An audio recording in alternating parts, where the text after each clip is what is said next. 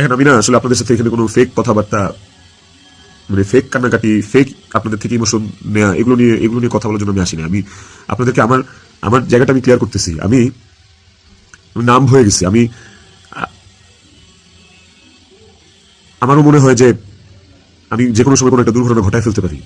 ওই মুহূর্তে যখন রিজিকের ফেসটা আমার চোখের সামনে আসে না, আমি নিজেকে শক্ত না করা ছাড়া আমি কোনো উপায় দেখি না। কারণ এখন আমার কাছে সবচেয়ে ম্যাটার করে রিজিকের লাইফ। ইকরা নাই, ওকে আর ফিরে আনা কোনোদিন সম্ভব না। আমার কাছে এখন সবচেয়ে বেশি প্রায়োরিটি হচ্ছে রিজিকের জীবনটা। আপনারা রিজিককে ভালোবাসেন, আপনারা না রিজিককে নিয়ে অনেক কনসার্ন। এই যে এত এত গালি আর হেট্রেড আমাকে নিয়ে এত কিছু, সবকিছুর অ্যান্সার আপনাদেরকে আমি দিব।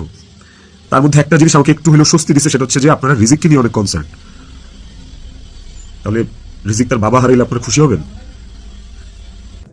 আপনাদেরকে আরেকটা কথা বলবো, সেটা হচ্ছে যে আপনারা অনেকেই বলতেছেন যে এদিকে বউ মারা গেছে অথচ আমি আসতেছি না, নেপাল থেকে আসতে কয় ঘন্টা লাগে, নেপাল কি মঙ্গল গ্রহে নাকি, অনেক অনেক কথা বলতেছে।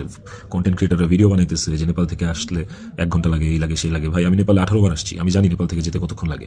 কিন্তু নেপাল থেকে বাই রোডে বাংলাদেশে যাওয়ার কোনো সুযোগ নাই। ইন্ডিয়া হয়ে বাই রোড যাওয়া যায়, সেটা লুকায় টুকায় যাওয়া যায়, অথবা ইন্ডিয়ার ভিসা থাকা লাগে।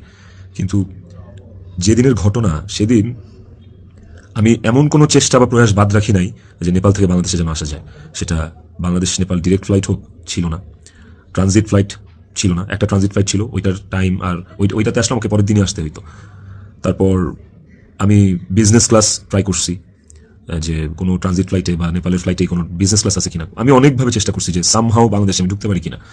বাট ওই দিন যেদিনের ঘটনা, ওই দিন আমি কোনোভাবেই টিকিট ম্যানেজ করতে পারিনি। এটা হচ্ছে যেদিনের ঘটনা সেদিনের কথা বললাম। আর এরপরের দিন আপনারা যে বলতেছেন যে শেষ দেখাটাও দেখলাম না, আসলাম না, এই না সেই না, আমি টিকিট কাটছিলাম। কারণ ওই টিকিটটা ছাড়া অন্য কোনো টিকিটে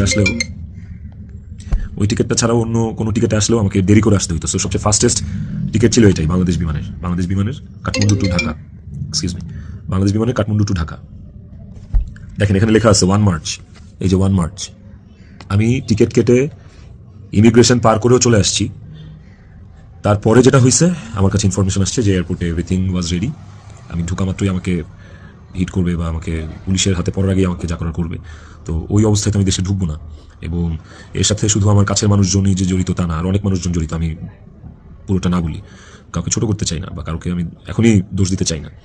তো আমি যখন বুঝতে পারলাম যে আমি দেশে আসা মাত্রই আমার উপর অ্যাটাক হবে এবং এটা হিতের বিপরীত হবে, এবং এখন মব হলে যেটা হয় যে পুলিশ আসলে অনেক সময় নিরুপায় হয়ে যায় সিচুয়েশনে, ওই জিনিসটা অ্যাভয়েড করার জন্য যে আমার কিছু হইলে এখন আমার ছেলের কী হবে, আমার ছেলে তো আমার পথে চেয়ে বসে আছে, ওই ব্যাপারটা যখন আমি জানতে পারি, ক্লিয়ারিফাই হই, তখন আমি ইমিগ্রেশন ক্রস করার পরেও আমি অফলোড হই।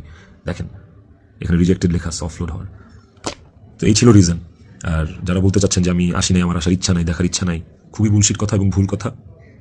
আমার বউ মারা গেছে, যার সাথে আমি 16 বছর কাটাইছি, যারা আমি ভালোবেসে বিয়ে করছি, যাকে আমি ভালোবাসছি, তার শেষ মুখটা আমি দেখতে আসবো না, এটা শুনতে পাইলেও বা এটা শোনার পরও আসলে আমার কলিজাটা কাঁপা ওঠে, আমার ছটফট করে। আমি যখন আপনাদের রিলস দেখি, আমি যখন আপনাদের ভিডিও দেখি যে কবরে শোয়ানো হচ্ছে, কবর খোঁড়া হচ্ছে, লাশের গাড়ি যাচ্ছে, ভাই আমি ঠিক থাকতে পারি না। আমার ভেতরটা যে কেমন ছটফট করে আমি আপনাদেরকে বুঝাইতে পারবো না। এটা বুঝানোর সাধ্য কারণে যার যায় সে বুঝে, বিশ্বাস করেন, যার যায় একমাত্র সে বুঝে, আর কেউ না। আপনাদের অনেক বড় একটা প্রশ্ন, অনেক বড় একটা জানতে চাওয়া যে ইকরার সাথে আমার এমন কি কথা হইল যে ইকরা সুইসাইড করতে বাধ্য হয়েছে।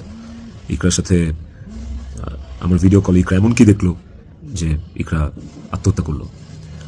তো নেপালে আসার পর থেকে সমস্ত কনভারসেশন ইকরার সাথে আমার শেষ পর্যন্ত আমি আপনাদেরকে প্রোভাইড করবো। কমেন্ট সেকশনে আপনারা দেখবেন, দেখলে আপনারা বুঝতে পারবেন যে আসলে কি ঘটছে বিষয়টা। আরেকটা যে বিষয় সেটা হচ্ছে যে কিছু স্ক্রিনশট ঘুরে বেড়াচ্ছে ফেসবুকে, সোশ্যাল মিডিয়াতে, যে ওখানে লেখা আমি ইকরাকে বলতেছি আমি ওকে ডিভোর্স দিয়ে তিথিকে বিয়ে করবো, আপনারা ভাবতেছেন এই জন্য ইকরা সুইসাইড করছে। আপনাদেরকে বলতে চাই স্ক্রিনশটটা পুরোটাই ফেক। কারণ হচ্ছে আমি কোনোদিন ইকরার সাথে বাংলায় কনভারসেশন করি নাই, কোনো চ্যাটিংয়ে ওর সাথে আমার কোনোদিন কোনো বাংলায় এরকমভাবে বাংলা লেখায় ওর সাথে আমার কোনোদিন কোনো কনভারসেশন হয় নাই। ইকরার সাথে আমি সবসময় বাংলা আর ইংলিশ মিক্স কনভারসেশন করছি। বাংলা আর ইংলিশ মিক্স বলতে বাংলিশ ভাষায় আর কি, বাংলাটাকে ইংলিশে লিখে ওর সাথে কনভারসেশন